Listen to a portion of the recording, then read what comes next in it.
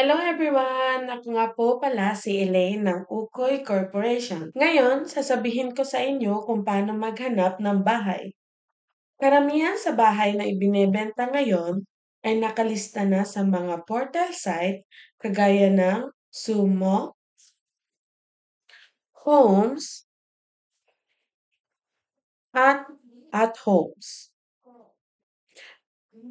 Marami pa po yung iba na portal site, pero sa ngayon po ay yung Sumo naman po yung gagamitin natin. Ang Okoy Corporation po ay pwedeng magbenta ng bahay kahit saan dito sa Japan. Dahil karamihan dito sa Japan na real estate, ay nagtutulungan po kami para maibenta yung mga bagong gawa na bahay or kahit na second hand na bahay.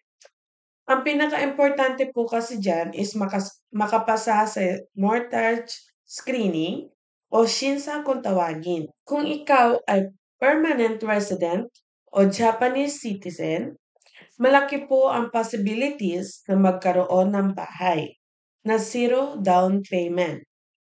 Nakadepende po sa yearly na sweldo ang maaaring ma-loan na bahay. At kung may iba pa kayong loan katulad ng sasakyan, kailangan mo munang maghanap ng bahay na sasakto sa iyong yearly na sweldo. Meron ilang mga tao din na non-permanent pero nagka-chance sila na maging zero down payment ang bahay na binili nila.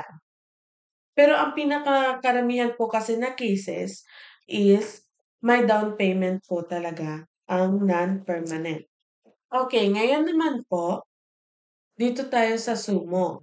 Ngayon naman po, i-search po natin by area, like Hokkaido, Tohoku, Koshinetsu,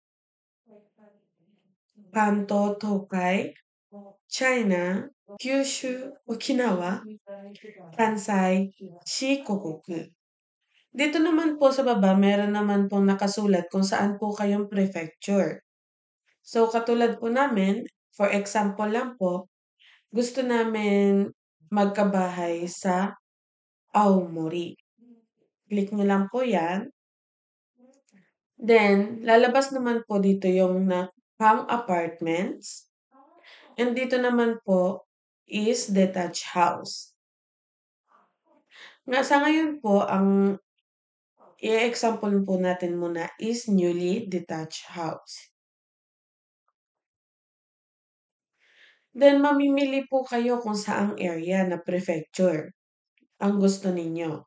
As dito naman po is line or station kung saan po kayo kung gusto niyo po ng bahay na malapit sa station, dito po kayo magse-search. Ngayon po dito na muna tayo sa prefecture.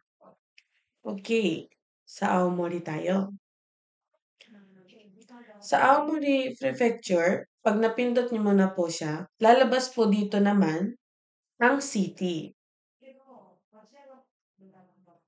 Okay, dito tayo sa Aomori City. Then, ka-check nyo po ng kung saan yung city na gusto nyo. Ibaba nyo lang po. Then, dito po kasi nakalagay po ng land with constructions condition. Ito po ay alisin po natin. Okay.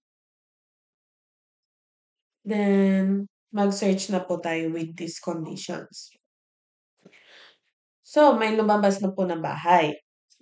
Pero kung iniisip niyo po na medyo mahal, pwede naman po kayo ditong mag-search ng lowest price.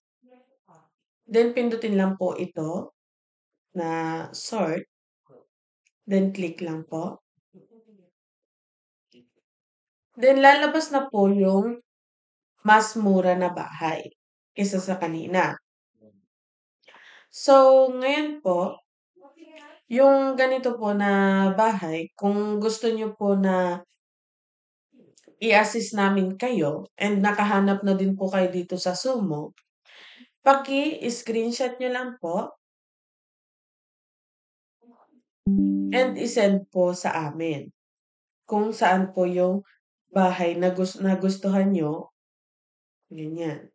Then kung gusto niyo naman po tingnan kung ano ba ang nasa loob nito,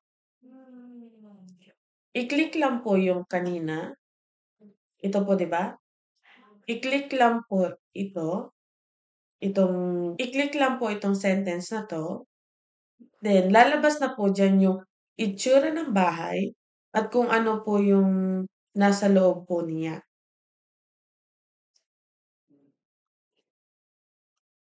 'Yan po and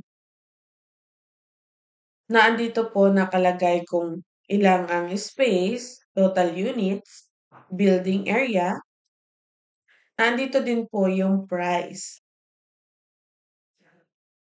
And dito niyo din po makikita sa map kung nasaan po yung bahay. So, ganun lang po yung paghahanap ng bahay.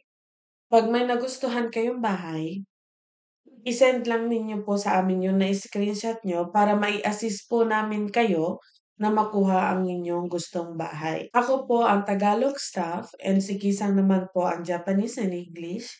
Ako din po nagsasalita din po ako ng English, so kaya ko po kayong i-assist sa gusto ninyo pong bahay.